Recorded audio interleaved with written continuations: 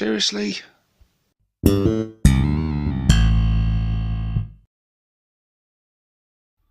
Hey guys, and welcome to this conversion showcase with myself, 6 Plus Stevo. So in this one, I'll be showing you this fella. This is my Dakka Dread. So I've already got 3 Deff Dreads, but any fans of the channel will know how much I love the Deff Dreads. And yeah, so it seemed a shame not to make more, especially with our latest codex and some of the custom jobs in there and some of the specialist stratagems and things you can use. Things like the more Dakka custom job gave me the idea of doing this guy, and also the options that Deff Dreads now have that they didn't previously have in the last codex, like for example being able to have 4 big shooters. So yeah, totally had to do that. As soon as that option became available, yep, I was sold. I wanted to do that. I am a bad moon after all. And yeah, so here he is. What I didn't want to do was just build a regular Deff Dread and put 4 big shooters on him. I thought I've got to do something a little bit special with this guy. And so inspiration started coming to me. Those of you that have seen Terminator 3 may remember the scene where all the sort of original prototype T1s are activated and go around the office block killing all the staff, and they trundle along on these tank tracks, swiveling around on their mounts, just firing off their guns and killing everyone. It's not the best Terminator movie by a long shot, but it is a cool scene and it inspired me. Also, what inspired me was getting given a Megatrack scrapjet from one of my subscribers. Very nice thing to do, completely out of the blue. And yeah, I paid respects by not building the Megatrack scrapjet, but ripping parts out of it to use for this conversion. I did check with the generous donator, and he said no problem whatsoever, do whatever you want with the kit. So yeah, this is what I've done. I've ripped apart a Megatrack scrapjet, a miniature which I don't have in my army, so it probably would have been a smarter thing to do to build one of them, but I can't have enough Deff Dreads. So I'm sure eagle-eyed viewers amongst you would have already spotted the parts I used. It is, of course, the treads themselves, which originally I was going to use them to build a grot tank, but then this idea came to me. So let's talk to you through the rest of it and what I've done. You'll notice the sort of what's it called, the bar bit that goes across the middle. That is also from the Megatrack scrapjet. I had to cut that right down, file it down and shorten it, otherwise it would have been way too wide to fit on the base. And it was very important to me that this still fit on a regular Deff Dread base. I think scale's quite important when you're doing conversions and stuff. What else has been done with this guy? The guns, like I said, I didn't want to just bolt on 4 big shooters from the Deff Dread set. So I've bolted 2 of them on the underside, but on the top. Now I believe, these guns either come off the Dakka Jet kit or the Talrox kit. I can't remember which, guys. I'm sorry, I can't remember which. They've been in my bits box for a while, and yeah, I don't remember which kit, but I'm sure someone in the comments can clarify. But yeah, these had that same kind of feel to them, big shooters, but they look a little bit bigger, a bit nastier. Bolted them on the regular arms that would usually have the claws. Very simple. You just glue these in place of where you would put the claws. Really simple. And then underneath, I've added the bullets coming out, the belt-fed bullets there coming out, just to really show that these are guns and not melee weapons. What else have I done to this guy? The shoulder pads.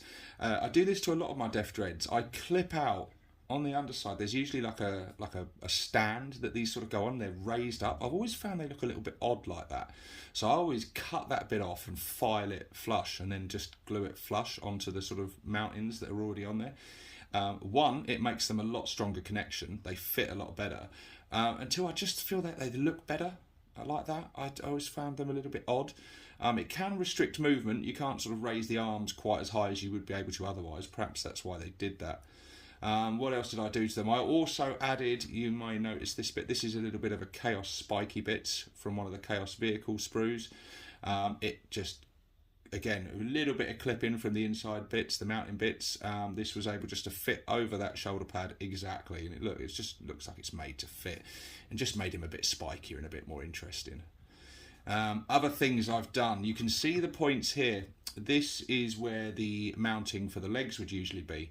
So I had to file that away, file it flat, and then find something to cover it. So what I did, these are actually grot shields either side on there from old Warhammer Fantasy, I think.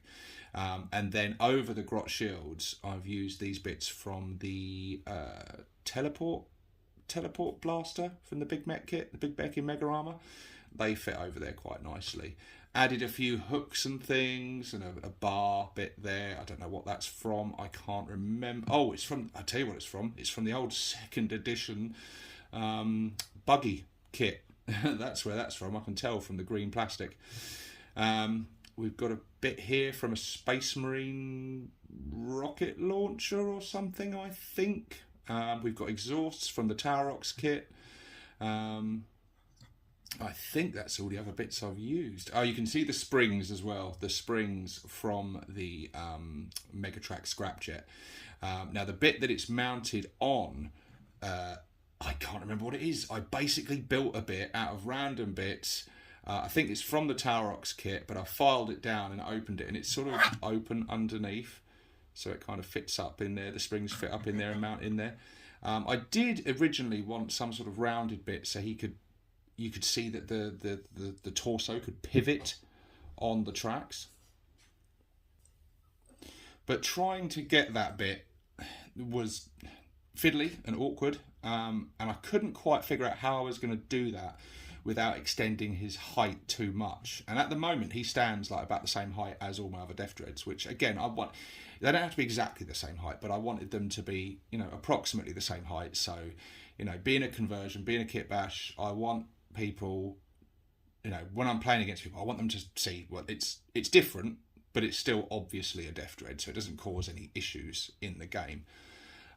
So yeah, that's why I did that. And I thought to myself as well, I suppose, how's he going to be able to turn to shoot? Well, he's got the guns on the arms, these can swivel a bit, and also he can turn on the spot on his tracks. And I thought that would be quite orky actually as well, that it's not quite optimized. You'd prefer to be able to swivel the whole torso, it'd be easier to aim, but it's still functional, it's still going to work. It just means he has to turn on the spot to sort of gain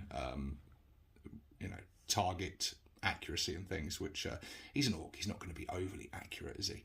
But yeah, what else have we done here on the tracks as well? We did a little bit of plastic hard rod there just to connect the two bits. I think one of these may be from the truck kit as well. Again, not 100% sure.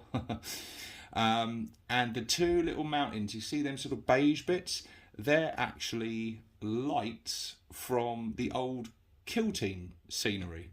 But they just fit nicely into the little socket joints on the inside of those tracks. And added quite nicely. It's really fun going through the bits box and just seeing what you can turn things into that they were definitely not originally intended for. But yeah, when you're in the middle of these conversions, you just find whatever fits and work with it. On the top as well, he's got a little scope from the Flash Git set. It's one of the Git finders, which I thought was apt, considering he's going to be firing all the Dakka and everything, and he's going to be getting quite a lot of buffs to his Dakka. He's a bad moon, so he's going to be getting them exploding sixes. He's probably going to be benefiting from the speed war during the game, getting more AP bonuses and extra shots, and then with the custom job, the more Dakka job, he's going to be spitting out a serious amount of shots. So not only am I really pleased with the conversion itself and how he looks, but I think he's going to play very well on the tabletop as well. He's going to be a really good infantry killer, just laying down cover in fire. The other option is I could give him things like the Stompomatic pistons for the extra movement. That would represent quite well the tracks, making him a bit faster. But I actually envision him being slower than your average Deff Dread. I imagine him trundling along quite slowly and just ponderously trundling along and turning and dackering away. The scope is from the truck kit, I believe. It's one of the lights. And then what I've done to make that just a little bit more, I don't know, to make it tie in a bit better and make it look a bit more real and add a little bit of life to it. On the side here, it's got the side where it would usually mount onto the truck. So I didn't want that. I didn't just want a flat side when ideally you'd want the whole thing to be rounded. I had the option of smoothing that off and adding rivets just to tie it all together. But then I thought, actually, that flat surface is perfect for a cable to attach to. And I really like the idea of that. So I got myself from Green Stuff World one of those cable makers, and I have been having a lot of fun with that thing. And it's after a little bit of experimentation. I've never really worked with green stuff before, other than gap filling and things. I've just never been good with it, but I'm really starting to learn how to work with it now. And so I made one of these cables, and you can see the ridges and stuff. I really wanted something with texture and stuff in it. So yeah, that was really fun to do. And had to sort of, before it cured, bend it into the right shape, wait for it to cure, and then attach it in. And it's still got a bit of flex to it when it's cured, so it wasn't exactly made to fit, but with a little bit of moving around and stuff, and super glue, it got in there nicely. And I just like the added sort of bit that adds to it with the cable hanging down like that and dangling around. I've also done the same at the back, as you can see, with a bit of cable hanging down here. So yeah, I think that pretty much covers all of it, what I've done to him. As you can see, he's not glued to the base yet because I want to keep him off for painting so I can get into all the underside and everything. But yeah, I'm really looking forward to getting this guy painted, guys.